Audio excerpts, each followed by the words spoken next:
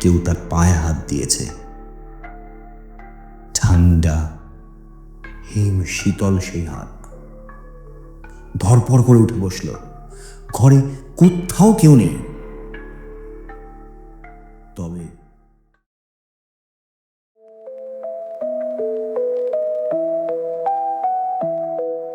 নমস্কার, আমি সৌম্যজিৎ, আর আপনারা শুনছেন এমনও হয়।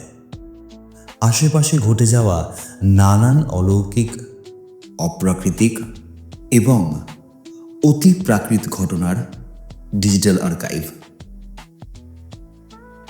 আজকের পর্বটি আমাদের পাঠিয়েছে বাঁকুড়া থেকে বিশ্বজিৎ। তিনি পেশায় একজন চাকরিজীবী। কলকাতায় একটি প্রাইভেট ফার্মে চাকরি করেন। আজ থেকে বেশ কয়েক বছর আগের ঘটনা। বিশ্বজিতের এক বন্ধু বাঁকুড়ায় চাকরি সূত্রে বদলি হয়ে যান। সস্ত্রীক বাঁকুড়ায় পৌঁছান এবং পৌঁছে একটি বাড়িতে ভাড়া নিয়ে ওঠেন। এবং সেই বাড়িতে ওঠার পর তার স্ত্রীর সাথে কিছু ভৌতিক হাড় হিম করা ঘটনা ঘটে। এই ঘটনার বিবরণ আমাদের মেল করে জানিয়েছেন। আর ঠিক যেইভাবে বিশ্বজিৎ আমাদের ঘটনাটি বর্ণনা করেছেন, আমরাও চেষ্টা করব ঠিক সেইভাবেই আপনাদের কাছে আজকের পর্বটি তুলে ধরার। তাহলে আর দেরি কিসের? ঘরের লাইটসগুলো অফ করে দিন। আপনি যেই ডিভাইসে আজকের পর্বটি শুনছেন তার ভলিউমটাকে বাড়িয়ে দিন, কারণ শুরু হতে চলেছে এমনও হয়।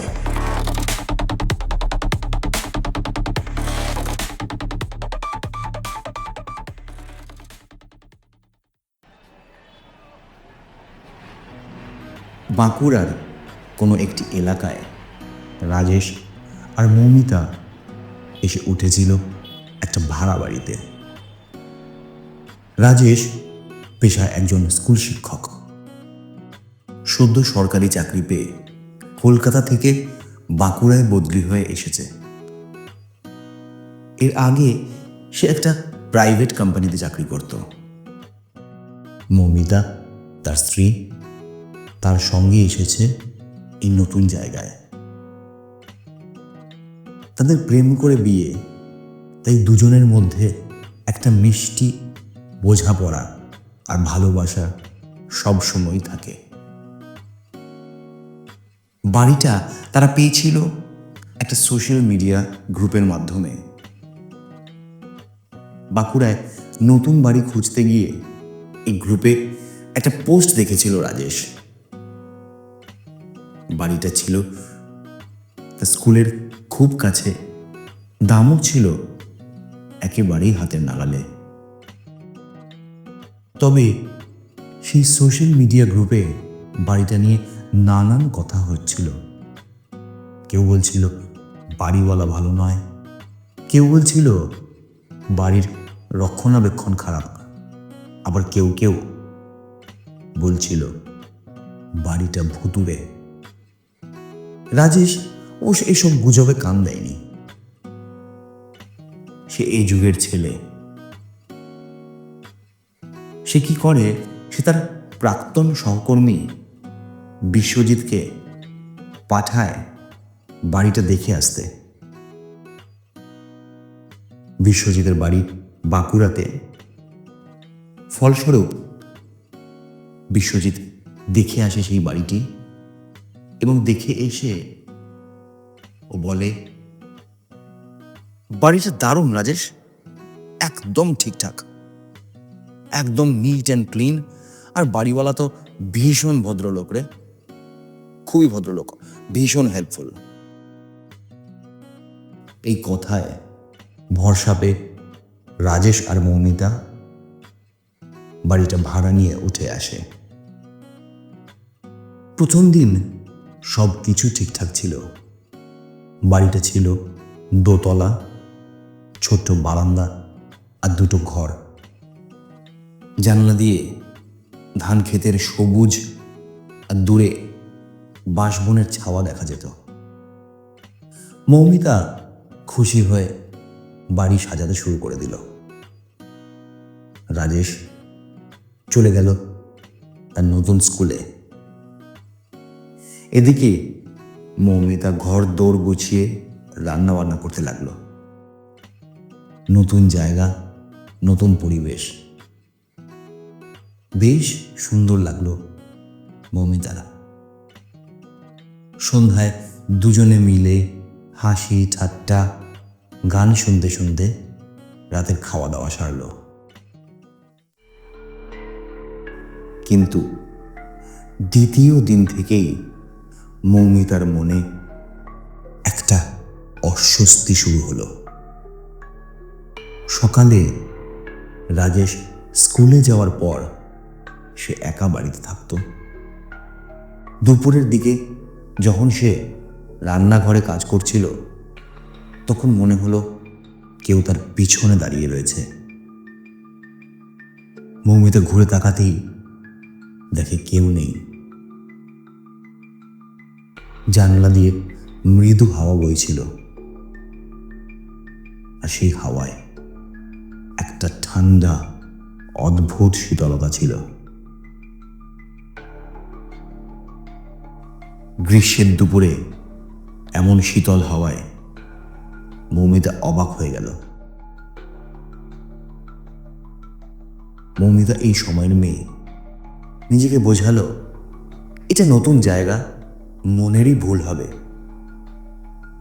কিন্তু বিকেলের দিকে যখন সে বারান্দায় শুকনো কাপড় তুলতে গেল, তখন যেন পরিষ্কার মনে হলো কেউ তাকে মৃদু আওয়াজে ডাকছে। একটা ফিস ফিস আওয়াজ, যেন কেউ তার নাম ধরে ডাকছে। মৌমি, মৌমি। সে চারপাশ তাকালো, কিন্তু কোথাও মৌমিতা কাউকে দেখতে পেল না। আওয়াজটা যেন বারান্দার বাইরে থেকে এলো।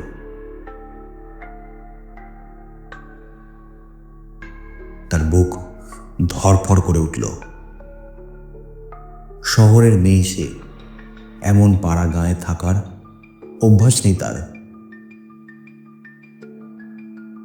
সন্ধে 7টা নাগাদ রাজেশ বাড়ি ফিরলে মৌমিতার বিষয়টা জানায় তাকে। রাজেশ হেসে বলে, তুমি এত ভীতু মৌমি? নতুন জায়গায় এরকম মনে হতেই পারে। আরে আমি তো আছি, ঘাবড়াচ্ছ কেন? মৌমিতা হাসল, কিন্তু তার মনের অস্বস্তি কাটল না। তৃতীয় দিনে ঘটনা আরো তীব্র আকার নিল। মৌমিতা দুপুরে ঘুমোচ্ছিল। হঠাৎ তার মনে হলো কেউ তার পায়ে হাত দিয়েছে। ঠান্ডা হিম শীতল সেই হাত। ধরপড় করে উঠে বসল।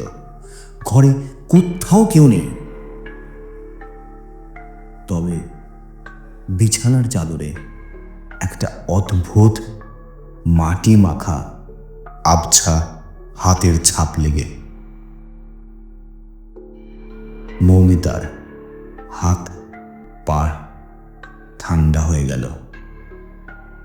সে দ্রুত রাজেশকে ফোন করল, কিন্তু রাজেশ তখন ক্লাসে। রাজেশ বাড়িওয়ালাকে ফোন করে জানায় বিষয়টা। তিনি একজন বয়স্ক ভদ্রলোক, সুতরাং মৌমিতার কাছে আসতে একটু সময় লেগে গেল। এসে বিষয়টা জানলো মৌমিতার কাছে। ভদ্রলোক বললেন, কিচ্ছু না বৌমা, এসব পুরনো বাড়িতে হয়, তুমি ভয় পেও না। কিন্তু তার চোখে একটা অদ্ভুত দৃষ্টি ছিল, যেন সে কিছু লুকোচ্ছে। রাতে রাজেশ যখন বাড়ি ফেরে, মৌমিতা তাকে গোটা বিষয়টা জানায়। সে বলে, আমার এই বাড়িতে ভালো লাগছে না রাজেশ, কিছু একটা গন্ডগোল রয়েছে এই বাড়িতে।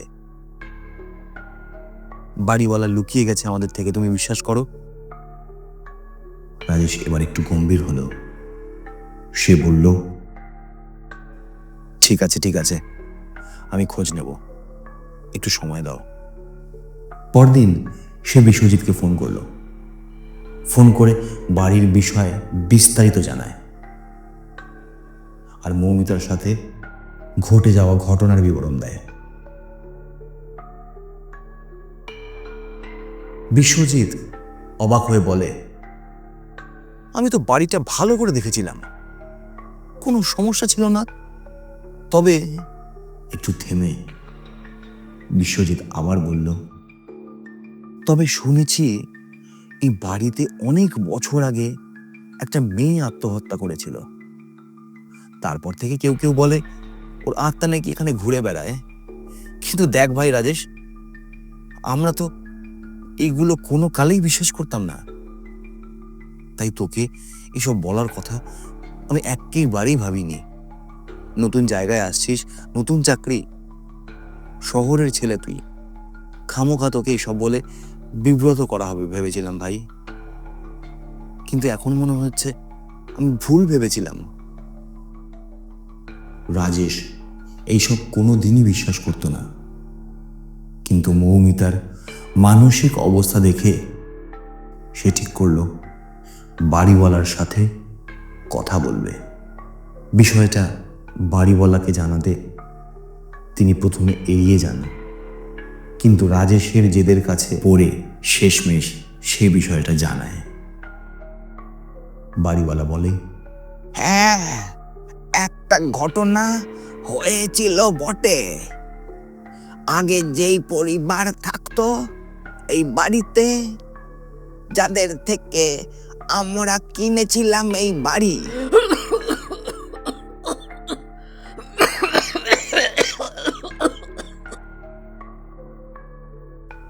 সেই বাড়ির যিনি মালিক ছিলেন, তার একটি বছর 21-এর মেয়ে ছিল। স্বামী স্ত্রী আর তাদের একমাত্র কন্যা। ভদ্রলোক আর্মির রিটায়ার্ড অফিসার ছিলেন। মেয়ের বিয়ের বয়স হয়ে যাওয়ার কারণে সম্বন্ধ দেখতে শুরু করেন তারা। কিন্তু সেই মেয়েটির অন্য একটি ছেলের সাথে সম্পর্ক ছিল।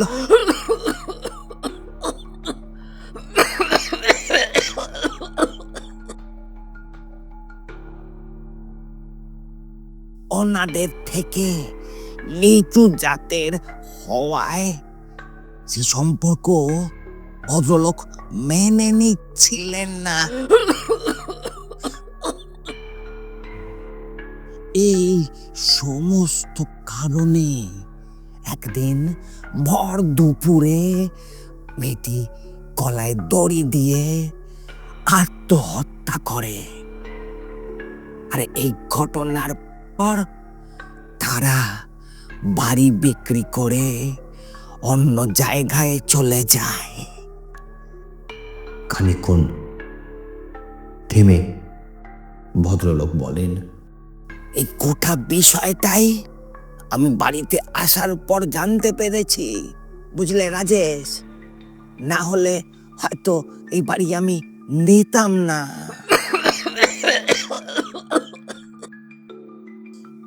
কিন্তু বিশ্বাস করো, আমি কিন্তু কোনোদিন এরম কিছু দেখিনি।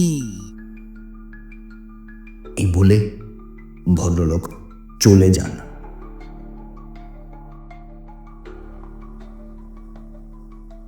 সেই দিন রাতে ঘটনা আরো ভয়ঙ্কর আকার নেয়। মৌমিতা মাঝরাতে চিৎকার করে উঠল। রাজেশ জেগে দেখল মৌমিতা বিছানায় বসে থরথর করে কাঁপছে আর ঘামছে। সে বলল, আমি ওকে দেখলাম, আমি ওকে দেখলাম রাজেশ। একটা মেয়ে সালোয়ার পরে জানলার কাছে দাঁড়িয়েছিল, আমার দিকে এক দৃষ্টে তাকিয়েছিল। আমি তোমায় ডেকে তুলবো, কিন্তু হাত পা অসাড় হয়েছিল, কাজ করছিল না, তাই তোমায় ডাকতে পারিনি রাজেশ। রাজেশ ঘরের আলো জ্বালালো, কিন্তু অবাক কাণ্ড, কোথাও কেউ ছিল না। তবে জানলার কাছে একটা হাতের ছাপ, ঠিক যেমনটা সেদিন বিছানার চাদরে লেগেছিল। এবার রাজেশও বিশ্বাস করতে শুরু করে দিয়েছে মৌমিতার কথা।